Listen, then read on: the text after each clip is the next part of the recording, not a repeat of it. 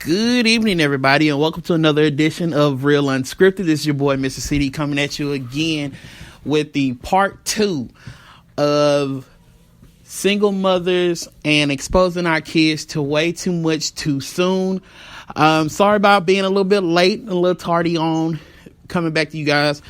I had a couple of things that was going on, so excuse my tardiness.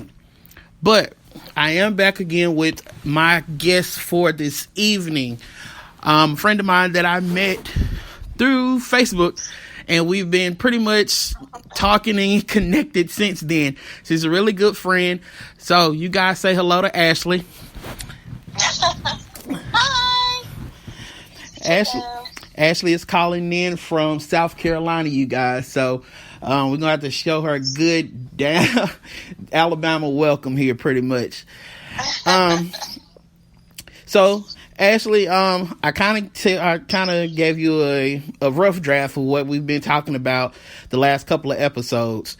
And the last episode I had a couple of friends on, and they gave us their input on what it was like being single mothers.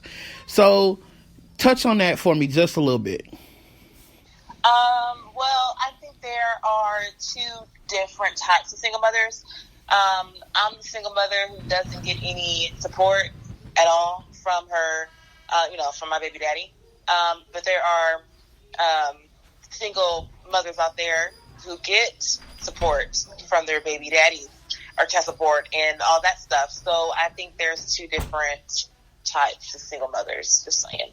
But I'm just, like I said, I'm a single mother that doesn't get any assistance, have to do everything herself, always stay busy, stuff like that. So.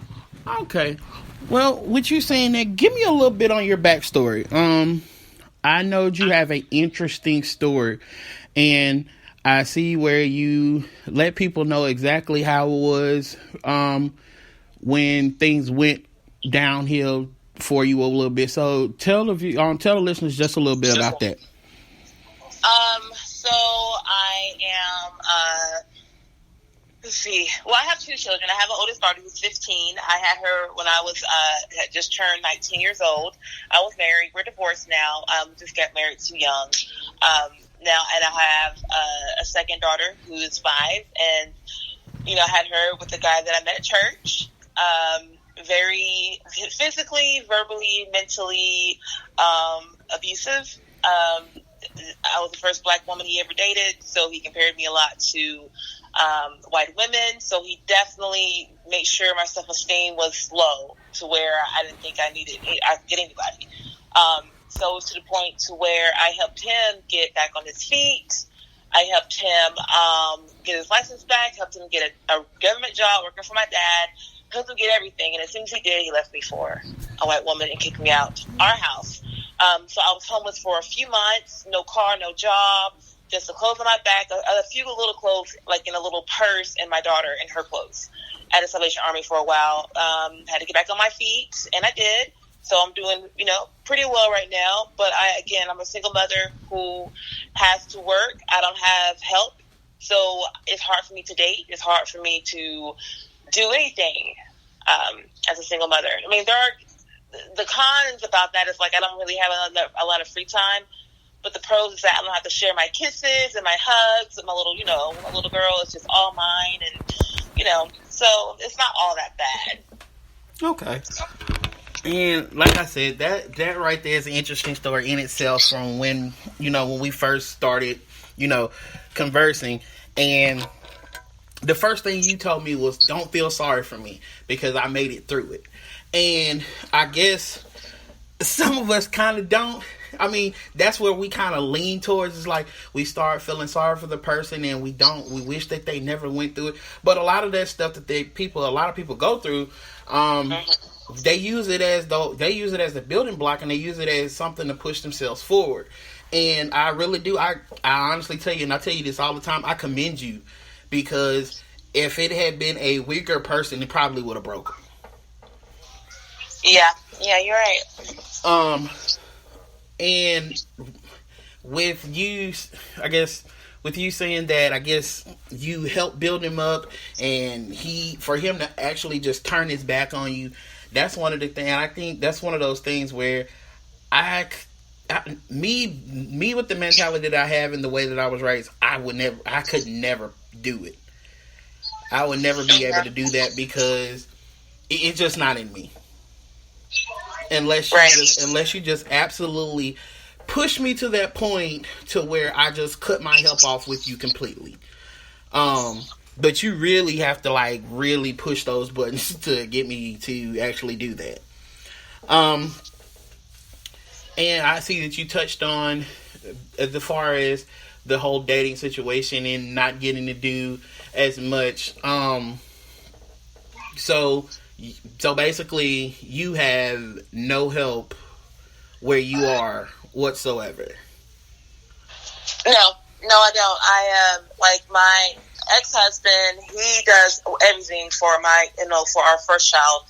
I mean, he gives her money. He pays for her private school. I mean, he lives in Australia. Like, he literally lives in Australia.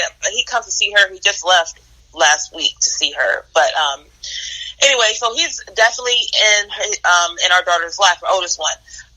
But she resides in Tennessee now because I moved. But like I said, my little girl's dad, I don't get anything. I don't even get, not even consistent phone calls.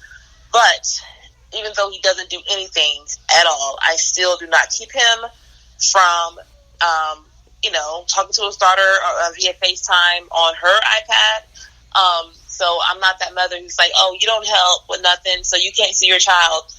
I don't do that because I don't want my child to hate me, later on from keeping her, I guess her being close to her dad. She will eventually grow up, of course, and she will know who was there for her and who wasn't. So that's just how I see it. Okay. Now, with being a single mom and you having your 5-year-old, and then you say your oldest daughter is in Tennessee, and I'm guessing from what we talked, she's with your parents, correct? Yes. Mm-hmm. Okay. So how is that a strain? How is that a strain on you and your daughter's relationship? With it wasn't a strain. Now it's so crazy because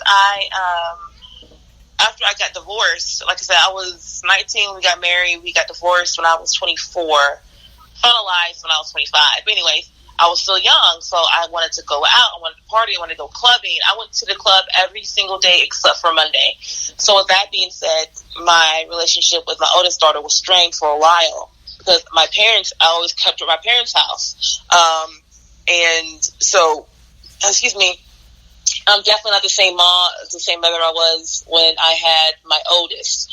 I wish I would have waited to have her too because she never got to really enjoy me as much being a mother because I was like just want to have fun and go out clubbing, and that's one thing I do regret. We are closer now actually, but she's forgiven me.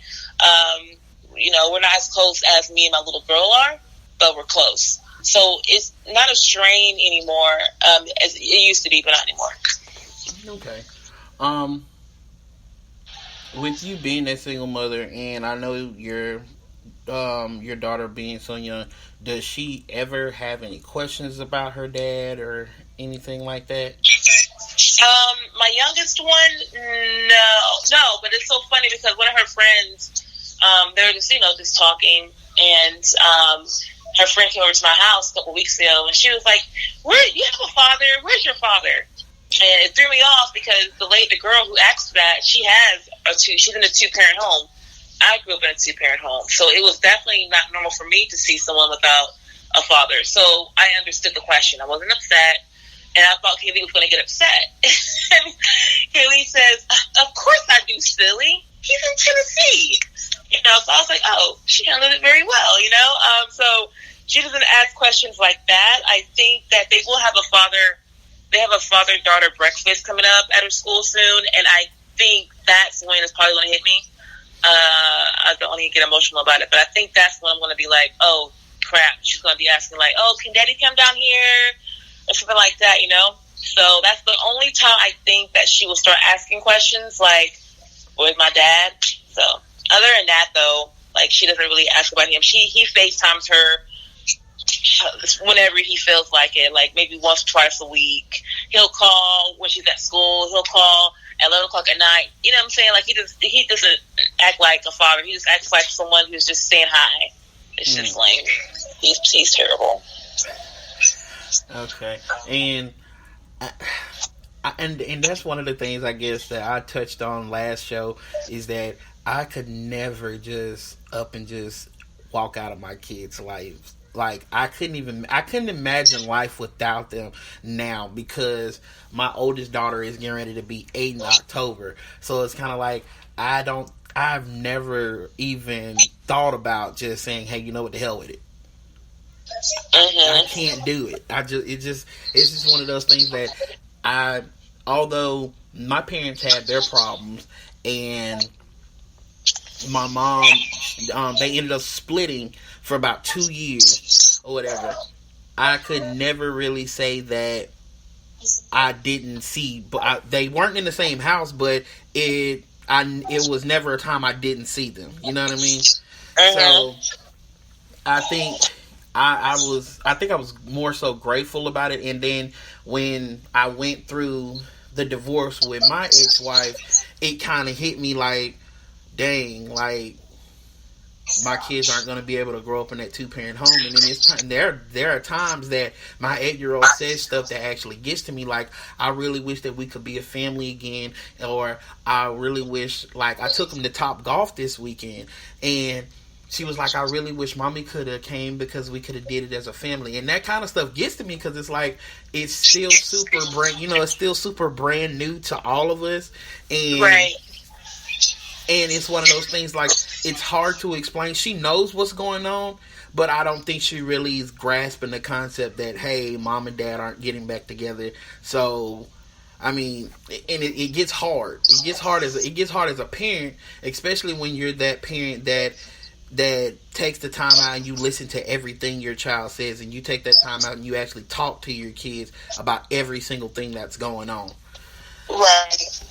So I guess that's one of those dynamics that I'm just gonna have. One of those things I'm gonna have to actually, I guess, brush up on. Yeah, I know what you mean, though. But I mean, at the end of the day, she knows I love her. She knows she's better off because she was just being so bad, like just so bad earlier. And I was like, do you want me to send you to your dad? I'm not trying to threaten her, but I was like, you have to behave. You have to listen to me. If you do not, you're going to just go back with your dad. And she was like, no. Like, so she knows I wouldn't change it for anything. I think it's better that I'm not with her dad because we argued. He was abusive. I mean, he would hit me in front of her when she was a baby. And thank God she probably had no memory to it because she was a baby. But it just wasn't good. It just wasn't. It wouldn't be a good environment for her to be brought up in that. So I'm thankful that it's just me and her, and not me, her, and her dad. So I don't really have any regrets. Okay. Now I did tell you that there was a second topic on the show as well, and that was exposing our kids to too much way too soon. Now, I know that you lived in 2 different states with your daughters. Do you think that the way that things are going now, do you think that our kids are being exposed to way too much? Yeah, I do.